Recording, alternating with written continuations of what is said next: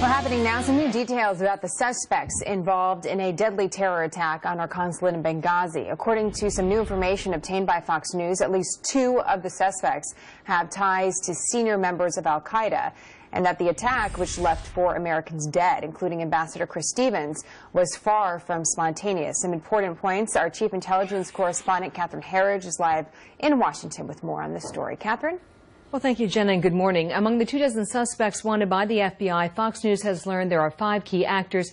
Among them, a suspect who is believed to be a one-time courier for Al-Qaeda senior leadership, and a second suspect who is believed to be a former bodyguard with the Al-Qaeda leadership in Afghanistan in 2001. The chairman of the House Intelligence Committee, Mike Rogers, who receives regular intelligence briefings and whose staffers continue to investigate the Benghazi attack, would not discuss specific suspects, but said the ties to Al-Qaeda leadership, also known as Al-Qaeda Core, are there.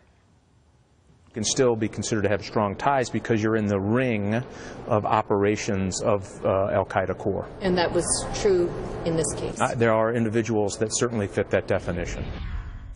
Herridge al-Shalabi is one of the Benghazi suspects who fled to Pakistan after the attack, was returned to Libyan custody and later released. His alleged ties to Osama bin Laden date back to 1994, when this picture was first posted by Interpol, who sought his detention after the murder of a German intelligence officer and his wife. As for the level of premeditation based on the intelligence and his investigation, Rogers told Fox News that the attack was not spontaneous, nor was it thrown together quickly in response to these protests at the U.S. Embassy in Cairo on 9/11 last year. I believe that they had an aspirational phase that was probably months.